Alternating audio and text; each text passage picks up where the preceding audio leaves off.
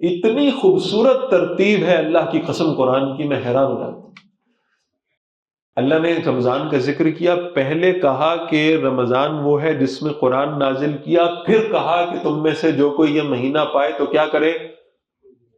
روزے رکھ لے۔ اس کا مطلب یہ ہوا کہ رمضان کا چاند نظر آئے گا، روزہ بعد میں رکھو گے، قرآن کے ساتھ قیام اللیل اور تراویح پہلے شروع ہو جائیں گے۔ کیا خوبصورت ترتیب ہے قرآن کی۔ جب آپ پہلا روزہ رکھیں گے تو تراویح میں پہلا پارہ آپ اس سے پہلے پڑھ چکے ہوں گے۔ کیا خوبصورت ترتیب ہے تقریباً۔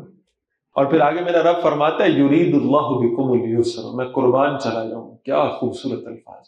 مجھے لگتا ہے روزہ رکھنا بڑا اوکھا کام ہے، سارا دن بھوکا پیاسا رہنا بڑا مشکل کام ہے، پھر اس کے بعد مولوی جینے نہیں دیتے، وہ کہتے ہیں آ کے تراویحاں بھی پڑھو، تو سارا دن روزہ بھوکا پیاسا اپنے دنیا کے کام ملازمت تجارت بھی ساتھ کرنی ہے اور بھوکے پیاسے بھی رہنا ہے، اور تھک ہار کے شام کو افطاری کر کے اور اس کے بعد پھر پہنچ جانا ہے تراویح پڑھنے کے لیے، پھر تراویح بھی پڑھنی ہے۔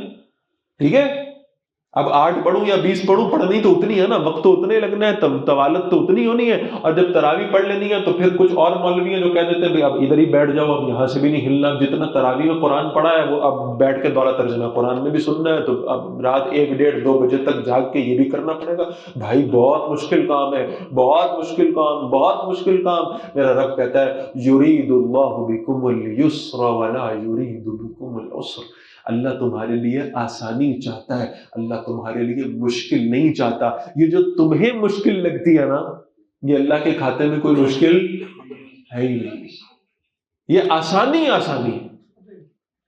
دنیا کی تھوڑی سی مشکل برداشت کر لو گے نا تو اس کے بدلے میں آخرت میں اللہ تمہارے لیے آسانیوں کے ارادے فرما لیتا ہے۔